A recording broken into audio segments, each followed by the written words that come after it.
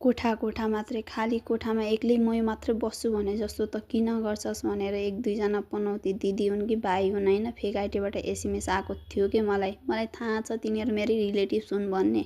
तर मैले आजसम्म मेरो रिलेटिभ्सको एउटा सहयोग सपोर्ट पनि लिएको छैन होइन। गर्वका साथ भन्छु धेरैजना स्टुडेन्टहरूले आफ्नो बाउआमाको पैसाले पढिरहेका हुन्छन् र पढ्नु स्वाभाविक पनि हो। उनीहरूको बाउआमा हुन्छन् र उनीहरूले साथ सपोर्ट पाउनु धेरै ठुलो कुरा हो। म प्रार्थना गर्छु तर मलाई त्यस्तो कहिले भएन। 16 वर्षको उमेरमा म काठमाडौँ एक्लै आएर कमाउनतिर लागेकी हुँ। तर कमाउन पनि के भन्नु, बेसिकल्ली म अहिले पढिरहेको छु भने मेरो पकेट खर्चको लागि र कोठा भाडा तिर्नको लागि मैले मात्र जब गरेको छु। जब गर्ने कसैलाई रहर पनि हुँदैन होइन।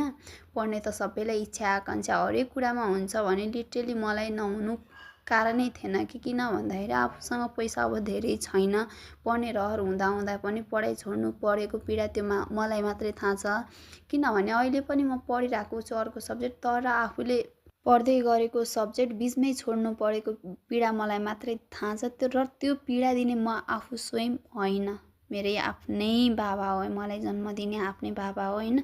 समय आएपछि म सबै कुरा तपाईँहरूलाई भन्ने छु। र आजसम्म मलाई माया र साथ सपोर्ट गरिदिनु हुने मेरा टिकटकका साथीहरूले मलाई धेरैभन्दा धेरै माया दिनुहोला। तपाईँहरूको माया र साथ सपोर्टको मलाई एकदमै खाँचो छ। किनभने मलाई कुनै फ्यामिलीको माया पनि चाहिएको छैन र आजसम्म मलाई माया पनि दिएनन्। किनभने म सानैदेखि मेरो ठुलबाबा ठुलमम्मीसँग बस्दै आएको हो र म जस्ता धेरै पीडितहरू